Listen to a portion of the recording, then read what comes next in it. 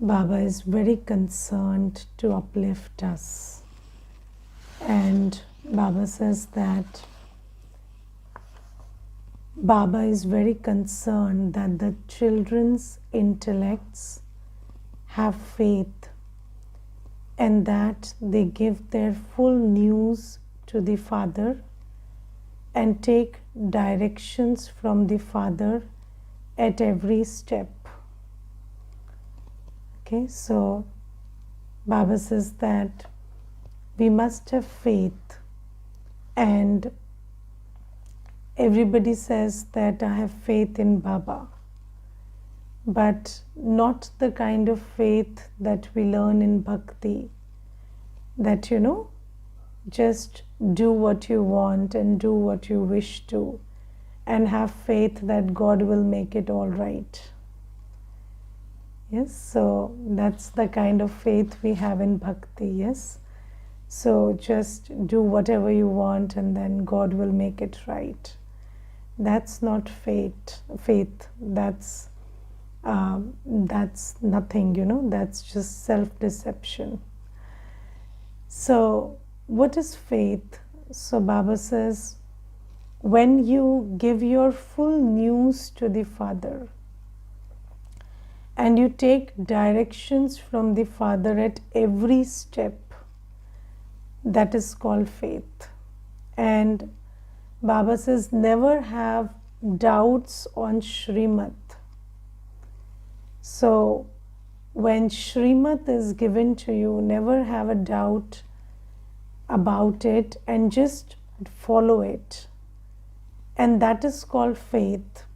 And if you have this kind of faith, then Baba will take care of you in every way. Yes, Baba will take care of you in every way. So very few children feel that Baba takes care of me in every way. So, many children feel that there is an effort, there is a struggle in this path also. Yes, and I wouldn't ask you to raise hands, but there are many children who feel that, on this path there is effort and struggle, and there are some children, and they say that, Baba takes care of me in every way. Each and every way Baba takes care of me. And I know both these kind of children because, children tell us, so we know. Now, what is the main difference between these two categories of children? Both are children. They listen to the Murli. They do something about Shrimat, okay? At least, they follow some Shrimat, if not all. But what is the difference between these two children? So, one knack their brains even while following Shrimat, and the others are fully surrendered. They just do what is said. They don't think about, whether this will turn out right, whether this will not turn out right. So, and they're completely honest about everything, and they give their total, they give their total news to Baba. They don't hide anything. There is no hypocrisy in these children. There is no like, I don't have to tell this to, I don't have to give this information or that information about me. So they give their whole news through the Nimit, of course. They give their whole news to Baba, and then whatever directions according to Shrimat they receive, they do it totally, and they don't have a single thought about, whether I should follow it or not follow it. So they take the direction and completely do it. And I have seen that these children feel that, Baba takes complete care of me, every which way. physical, financial, spiritual, every way, mental. Baba takes complete care of you. And how does, and what do I mean by, giving the full news and accepting Baba's directions as it is? So I will tell you that a very simple, example. So there is one sister and she lives in a foreign country, and she was living there for many years, and she was trying for her residency, permanent residency. And she came into Gyan online, of course, she took the course. And then she told me, Didi, everybody here tells me that you should get married. And if you get married to a permanent resident, then you will have a residency.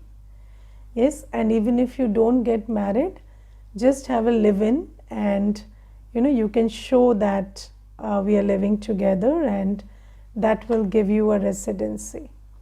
So, but even when that's that kind of a setup, so many things will have to be done so that you get permanent residency. So when she came into Gyan, she told me this, frankly, that this is what people are suggesting and this is how it is. And then I told her that Baba says we have to be pure, so don't think on those lines. Even if you never get a residency, no problem. Just accept it and don't think on those lines. So she said, okay. And she just left that thought. She just never thought about it again. She never brought it in conversation. There was no thought about it. She never told me that, Didi, offer bhog to Baba for my permanent residency, nothing. She got the Shrimat that purity is important. So whether residency or not, this is it. And if it has to happen, let it happen organically, I don't care. So that was the attitude. So, and after 1 year, in that same country, a policy was made that anybody who has been staying in that country for 5 years will have automatic residency. So, they will not have to do anything, no formality, nothing. Just proof that you've been staying for 5 years, and they just made everybody permanent. And then she said this was such a thing, and she never told me all this. For 1 year also, I didn't know this. And then all of a sudden, we had a conversation some time back, and then she told me that, Didi, that residency is now there, and I am a resident now, and there's no problem with that because Baba made it happen. And anyways, I don't care about the residency. If Baba asks me to move to another country also, I'm ready. So you see that when you just follow Shrimat, then Baba takes care of you in every which way. But just think about this one thing. If you are taking care of yourself, why should Baba take care of you? Yes, if you're not even, so if you're not surrendered, have you seen that with Lokik children also what happens is, when the children are young and they are fully surrendered to the parent, very young children, then the children doesn't have to, and when the child is very little, they can't even tell you where it is aching or where it is paining. They can't even point out, and still they are taken care of. So it's the parent's duty to see that the child is comfortable, because the child is so surrendered that the parent knows that I am the one who has to take care of the child. It's so automatic. And as soon as the children start growing up, then the parent knows that the child is taking care of himself, so he also becomes so they also start becoming a little like, okay, you can take care of yourself type. So Baba says, if you build that relationship with Baba where you're telling everything to Baba, and of course through a Sakar Nimit. Yes, and when you tell everything to Baba, you share everything, you are fully honest in your sharing, and then you take directions, and whatever directions are given, you do it totally, then Baba takes care of you completely. Baba takes care of you completely. And there is another sister, and she was also telling me that, Didi, it has never happened after I became a Brahmin, it has never happened that I had a thought and it didn't materialize. Every thought materialized. But whenever I had a thought, I know that I couldn't materialize it, Baba did it, and I have never been dishonest with Baba. Whatever directions I have received, I have done it totally, and Baba has also taken care of me always. And this happened just, in these last 2 days, these two experiences were shared. So I just shared it with you, and this is how, you build a relationship with Baba. Now, if we don't give our full news to Baba, we only tell part of the thing, part of the other thing we save for, just, we are not being honest with Baba. And then if Baba's directions we are not following totally, then how will Baba take care of me? Yes, Baba cannot take care of me. So you want Baba to take care of you, this is the method. Yes, and Baba says, never have doubts about Shrimat. What is doubt about Shrimat? It's not whether you follow Shrimat or not follow Shrimat. Maybe you follow also, but there is doubt.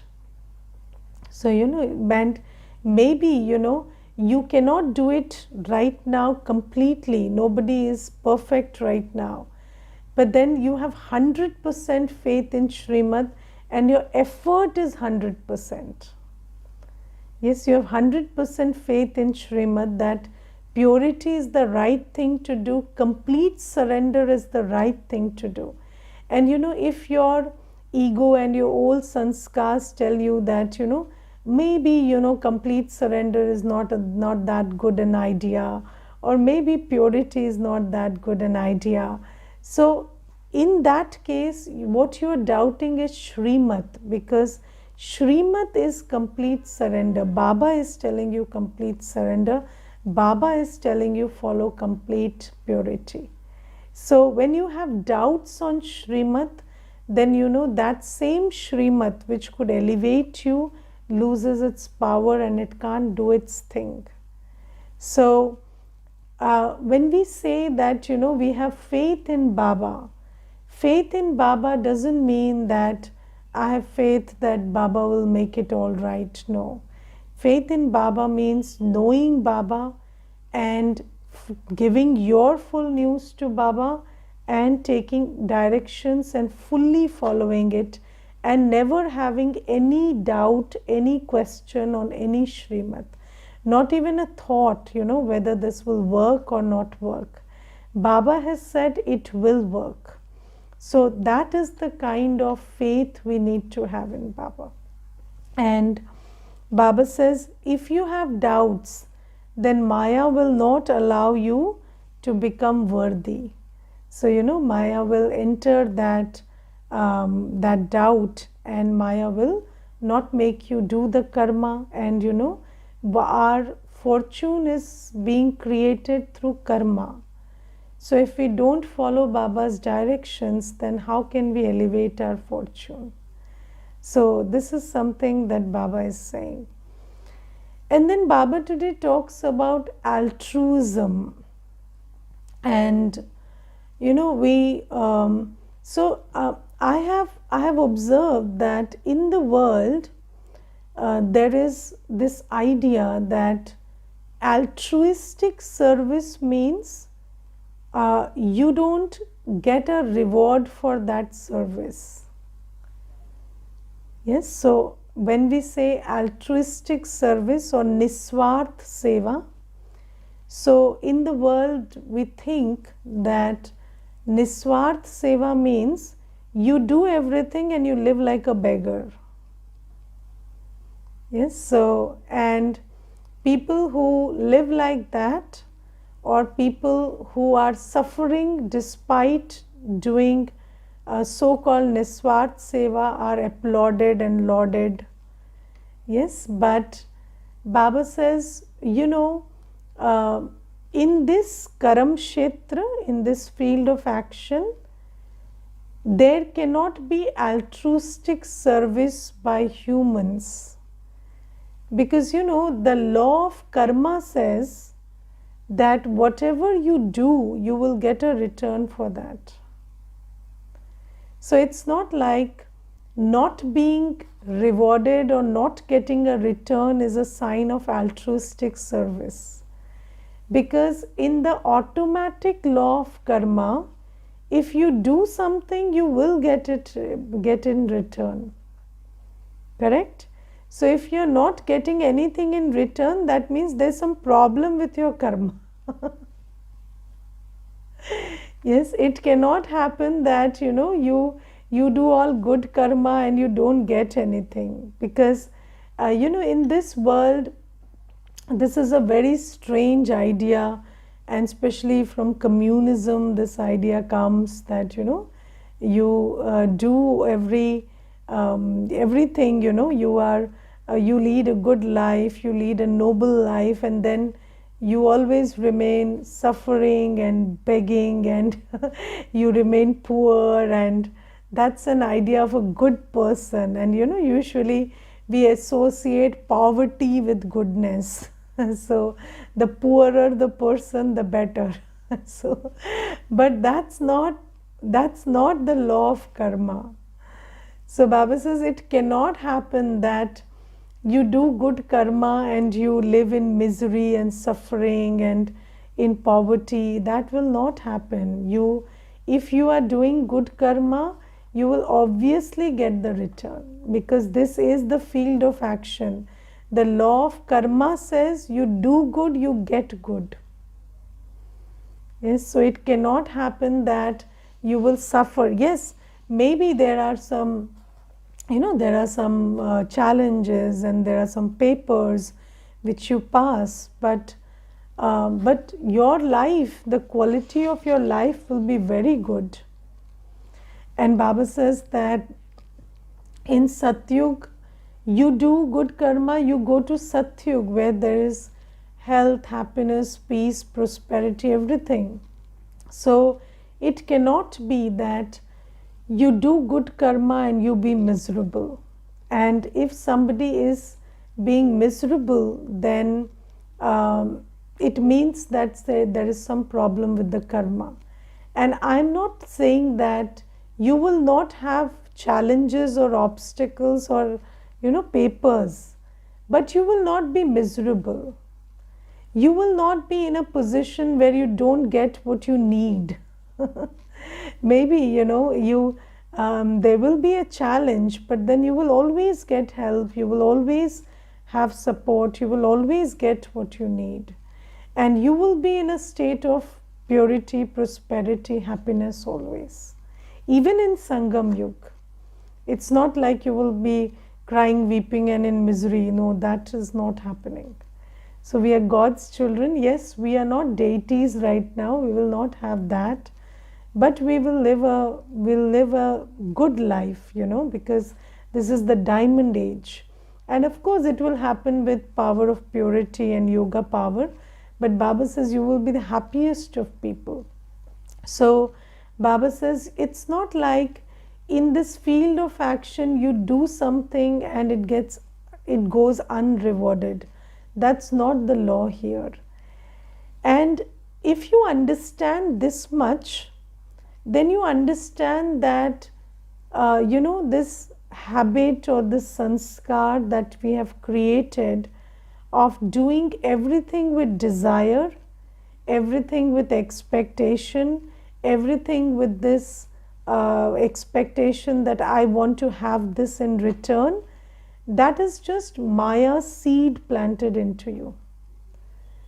Yes, because you don't need to have desires. You don't need to have, you don't need to tell anybody that you want this. If you do, you get. That's the rule.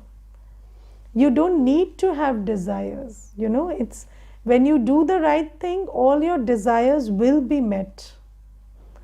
So it's not necessary that you create a desire, you run after it, or you create a wish. People say, I'm manifesting, I'm manifesting. You don't have to manifest. You just have to be and do according to Shrimat. If you do that much, everything God will manifest for you, and He will manifest it better for you.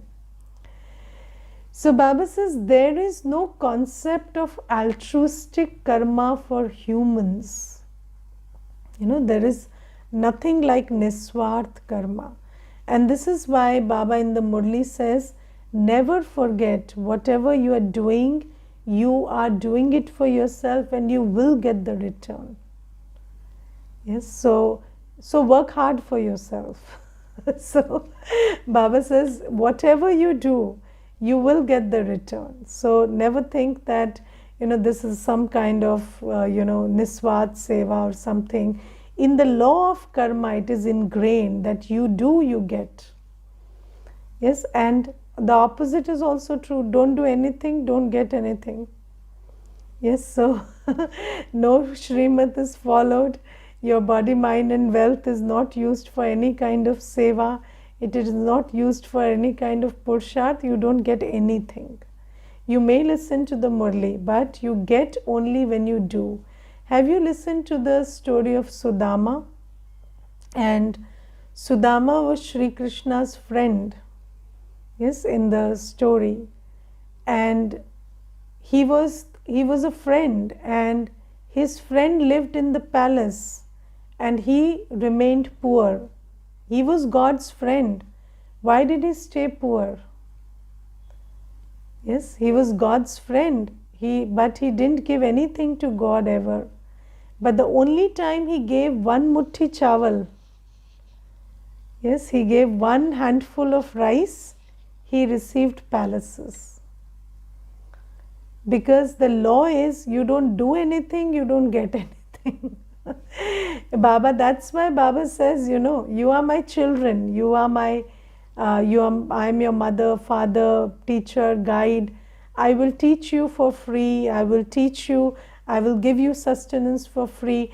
Baba doesn't say that you have to do anything to be called Meethe Bacche. Baba will tell you Meethe Bacche anyway. But if you want to receive anything, if you want to make your physical circumstances better, then you have to do according to Shrimat. And if you don't do anything, you don't get anything. So this is what Baba says.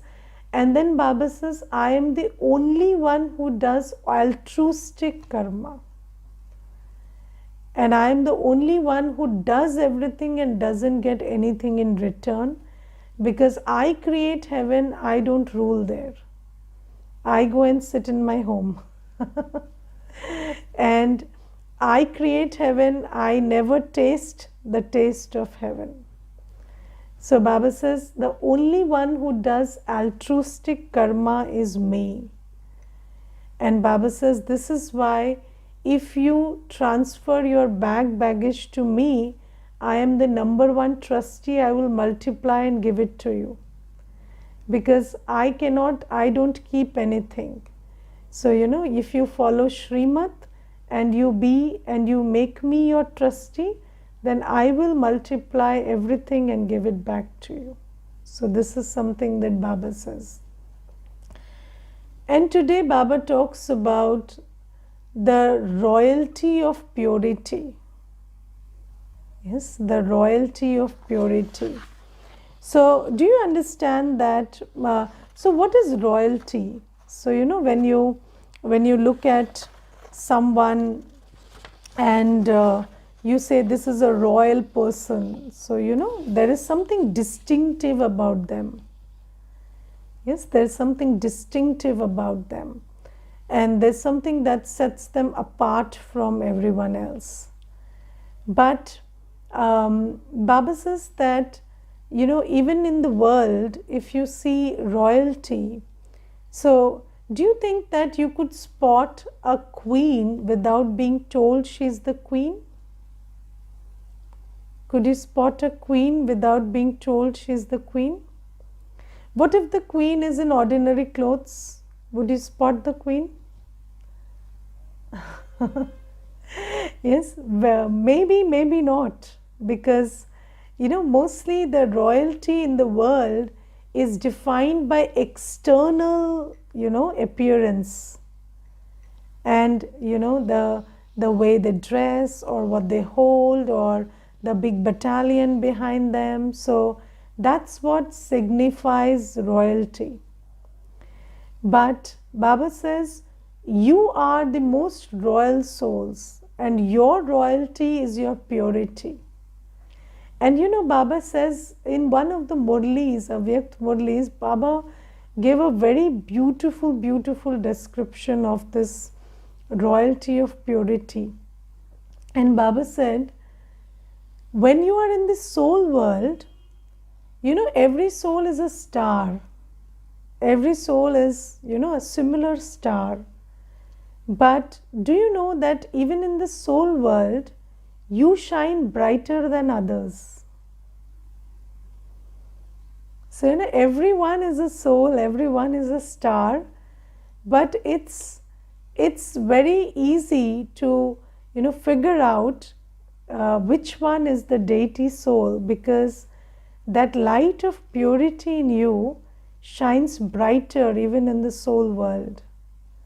So, you're like, you don't have to have a crown to tell you that you are royalty. Your purity is your light, your purity is your crown, and your purity distinguishes you from other souls, even in the soul world. So, do you understand what is the royalty of purity? So, a king or a queen is identified by the crown, but they wear the crown. We have the crown inside us. So that crown shines inside out. And then you see in the deity world also, Baba says that, you have a halo of light around you. And that's what makes you a deity. Even if, you did not have the other crown. So, maybe you don't have the other crown and you are in normal dress also. Still that halo of light will tell everyone that you are a deity. Yes, and have you seen that when we create pictures of deities, so let's say we show Sri Ram. So, Sri Ram is shown in very ordinary clothes in Vanvas and all. But how do you know that's a deity? By showing that circle of light, that halo of light behind him. So Baba says, that's your crown of royalty, crown of purity. And that's what makes you royal.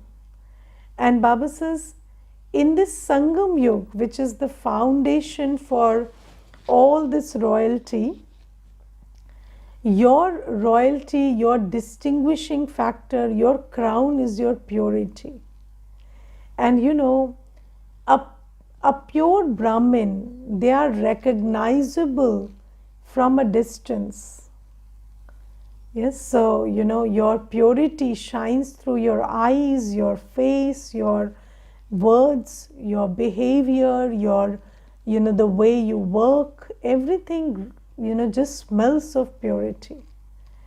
And I remember that there was this one sister, and she was sharing an experience, and she said that she was being scanned at the airport. So that she was traveling, and she's serving in a foreign country. So she was traveling, and there was all this scanning happening. And then there was this sister who was scanning, and she said, you're very different, yeah, I feel something different about you. And she said, I don't know how to say it. Maybe you're very beautiful. And then she said, you're very beautiful, I think. And then she said, no, but it's not beautiful. It's something I cannot define. And then that sister said, is it pure? So she said, yeah, that's the word. You look pure. So that was an experience that she was sharing, that even people who don't know you, people who don't know anything about Baba, or anything about your practice, they can figure out that there's something different about you. And what is that difference? That's purity. And when you practice purity, your everything about you, it's your drishti, your words, your vibration, your your attitude, everything will make the other person feel that you are not ordinary, you are royal, and you have to be treated with respect. Yes, you have to be treated with respect. And I remember I had this very beautiful experience in office. So, in office during lunchtime, we used to have lunch, like everybody used to sit in their own seats and have lunch. And I also used to have lunch there and sit in my seat and remember Baba and eat. And then, one day it was lunchtime and there was nobody in the room. So it was all empty. And I ate, and then they all came back after lunch, half an hour post lunch. And then I asked them, where did you all go? So they said, there was a party today that we were having amongst us, and there was some food which was brought which was not okay.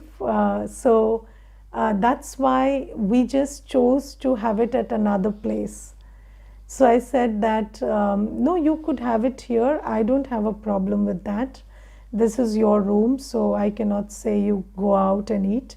So they said, no, but it just feels inappropriate, that we cannot have, impure food in this room. We don't know. It feels like we are doing some kind of sin. And then they said that, ever since you came to this room, we have never brought non-vegetarian food into this room and eaten. And they said it's a pact that we've all had, and we never told this to you, but we've never had non-vegetarian food in this room ever since you joined here. And even if we eat outside. We don't bring it into this room. So, this is, and I said, no, it's not required. I have not asked you to do that. So if you feel comfortable, okay. If not, it's okay.